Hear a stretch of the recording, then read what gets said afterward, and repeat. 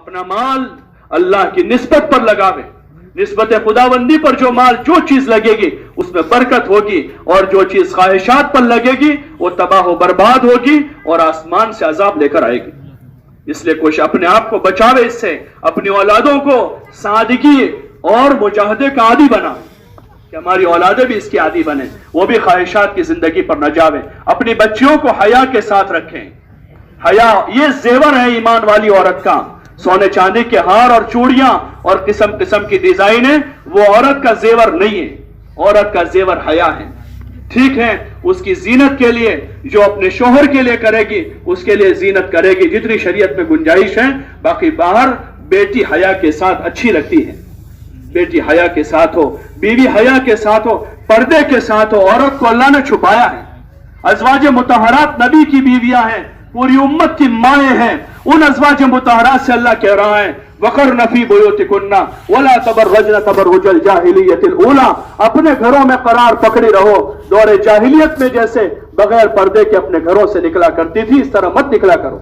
वाक़िमनस सलात व आतीनज़ ज़कात, और अपने घरों में रहकर नमाज और ज़कात की पाबंदी करती रहो। व अतिअन्नल्लाह व रसूला, और अपने घरों में रहकर अल्लाह रसूल की इताअत करती रहो। ये अज़वाज मुतहरात से कहा जा रहा है। जो उम्मत की माएं हैं उनको कहा गया, उन माओं से कहा कि अगर तुम्हारे दरबार नबी के घर पर कोई आकर मालूम करता है तो तुम उसको नरम लहजे में जवाब मत दो, उसके से नरम लहजे में बात न करो तुम उससे। औरत कैसे बात करेगी अजनबी मर्द से, और फिर खुले हम तो खुले तौर पर दरवाजे पर रूबरू होकर बात करेगी वो, कैसे हो सकता है?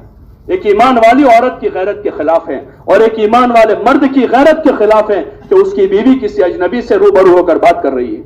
रूबरू होकर तो क्या, पर्दे के पीछे से बात करने का जहां हुक्म दिया वहां अल्लाह ने अज़वाज मुतहरात से कहा कि तुम सख्त लहजे में बात करो, नरम बात मत करो। कहां से आए हो भाई, क्यों आए हो, क्या काम है, ऐसा मत पूछो उसको, बल्कि कह दो कि घर में कोई नहीं है। अगर कोई मर्द है तो मर्द निकलेगा, और मर्द नहीं है तो वो औरत कह देगी अंदर ही से घर में कोई नहीं है, बस बात पूरी हो गई। अगला सवाल करेगा तो जवाब नहीं देगी, कब आएंगे, क्यों है, अगला जवाब नहीं देंगी, वो सख्त लहजे में मना कर देगी। वो किसी अजनबी का टेलीफोन नहीं उठाएगी। कैसे हो सकता है कि अज़वाज मुतहरात को अल्लाह कह रहा है कि पता नहीं उस सामने वाले के दिल में रोग हो, तुम उससे जरा ज्यादा नरम बात मत करो। अपनी बेटियों को यह सिखाना, ये उनका जेवर है, ये उनका एजुकेशन है, ये उनकी तालीम है। अगर हया सीखी हुई औरत है, तकवे वाली औरत है, हयादार औरत है, अल्लाह के फराइज पर कायम है, ये हाई क्वालिफाइड लेडी है, ये हाई क्वालिफाइड औरत है। और अगर तकवा नहीं है, इसकी जिंदगी में हया नहीं है, तो इससे बड़ी जाहिल कोई नहीं है, चाहे वो डॉक्टर, इंजीनियर, वकील या साइंटिस्ट बनकर किसी कुर्सी पर बैठी हो, इससे जाहिल औरत नहीं है, क्योंकि उसको अपने जात के दीन के बारे में इल्म नहीं है, उसको अपनी हया का पता नहीं है, इसको अपनी इज्जत का पता नहीं। ये जितने दुनिया भर में रेप हो रहे हैं और जितनी सारी फसाद हो रहा है, वो इस बुनियादी फरीजे के छूटने की वजह से हो रहा है। अल्लाह ने हमको अकल दी है, उस अकल का इस्तेमाल करें। अंधों के पीछे अंधे न बने, अंधों के पीछे अंधे न बने। सब बीनाओं के बीना और सबसे बड़े अकल वाले और इल्म वाले इमामुल अंबिया वल मुरसलीन हजरत मोहम्मद सल्लल्लाहु अलैहि वसल्लम की बेटी हजरत सैयदा फातिमा रज़ी अल्लाह अन्हा, जो जन्नत की औरतों की सरदार है, जो हजरत हसन और हुसैन की मां है, उस बेटी को कभी किसी गैर महरम ने जिंदगी पर नहीं देखा है, जो जन्नत की औरतों की सरदार है, किसी गैर महरम ने जिंदगी पर नहीं देखा। अपने घर में रही, वो सबसे कामयाब खातून है जो जन्नत की औरतों की सरदार है। अपने घर में रही, अपने घर का सारा काम खुद हाथ से करती थी।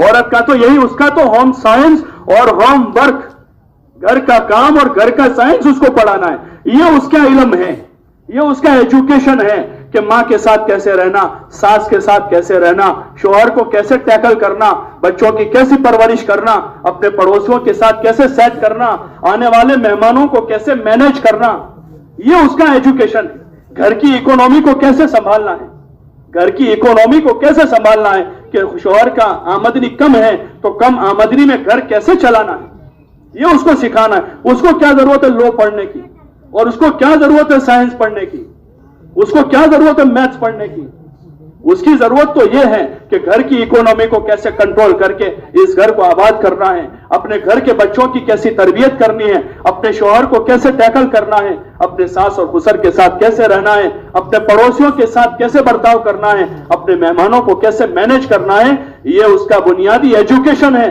ایک عورت ہونے کے ناطے اگر اب اس کو عورت ہونا باقی رکھنا چاہتے ہیں تو اس کو یہ علم سکھانا ہے جو علم حضور صلی اللہ علیہ وسلم نے سکھایا ہے۔ پھر اگر ضرورت کے لیے اس کو ہندی انگریزی تھوڑی پڑھانی ہے تو ضرورت کی تھوڑی ہندی انگریزی اس کے پردے کے ساتھ پڑھا دیا جاوے۔ ورنہ کسی بزرگ سے کسی نے پوچھا کیا کوئی عورت، کوئی لڑکی کسی مولانا سے قرآن شریف سیکھ سکتی ہے، یعنی بالغ لڑکی؟ تو انہوں نے جواب دیا کہ پڑھانے والے حسن بصری ہو اور پڑھانے والی رابعہ بصریہ ہو اور پڑھی جانے والی کتاب قرآن ہو اور جس جگہ پڑھا جاتا ہو بیت اللہ ہو تب بھی جائز نہیں کہ حرم میں بٹھا کر رابعہ بصریہ حسن بصری سے قرآن شریف سیکھے، یہ جائز نہیں ہے۔ جب تک چھوٹی بچی ہیں وہ کسی غیر محرم سے پڑھ سکتی ہے۔ جب مراہقہ ہو گئی یعنی 9 سال کی ہو گئی، اب اس بچے کو مکتب میں بھی استاد کے پاس سے استانی کے پاس پڑھانا چاہیے۔ تو پھر کیسے گنجائش ہوگی کہ وہ 50 بھیڑیوں کے بیچ میں سال بھر بیٹھے گی، وہ 50 درندوں کے بیچ میں سال بھر بیٹھے گی جو اس کو گھور گھور کر دیکھ رہے ہیں روزانہ؟ وہ کالج میں ہے، وہ یونیورسٹی میں ہے، وہ ہاسٹل میں اکیلی رہ رہی ہے۔ ایک مسلمان کی کیا غیرت مر چکی ہے؟ اس باپ کی غیرت مر چکی ہے۔ 50-100 کلومیٹر دور اس کی بیٹی تنہا وہاں راجکوٹ میں اور پتہ نہیں کہاں کہاں یہ تنہا بیٹی وہاں پر تعلیم MBBS کر رہی ہے اور BMS کر رہی ہے۔ اس باپ کی، اس ماں کی غیرت کا جنازہ نکل چکا ہے، غیرت ختم ہو چکی اسلامی۔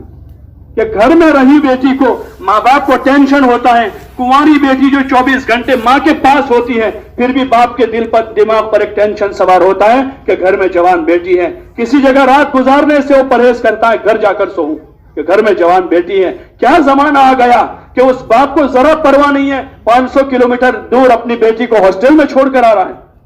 کیا ضرورت ہے اس تعلیم کی؟ کیا ضرورت ہے اس تعلیم کی؟ اس بے غیرتی کے ساتھ اپنا ایمان برباد کر کے، اپنی حیا کا سودا کر کے کیا ضرورت ہے ایسے ایجوکیشن کی؟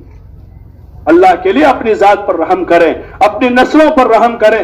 جس ترتیب پر، جس سسٹم پر ہم جا رہے ہیں، اہل یورپ اس پر تھوک چکے ہیں، وہ اس سے بیزار ہو چکے ہیں۔ ان کی لڑکی سب جگہ گھوم پر اب پردے میں آ رہی ہے۔ ان کی لڑکی اب ساری یونیورسٹیاں کالج گھوم کر وہ کہہ رہی ہے کہ ہمیں تو سکون محسوس ہو رہا ہے پردے میں۔ اسلام ایک ایسا مذہب ہے جس میں حیا ہے اور جس میں سکون ہے۔ وہ جس کی طریقے پر ہم جانا چاہ رہے ہیں وہ تو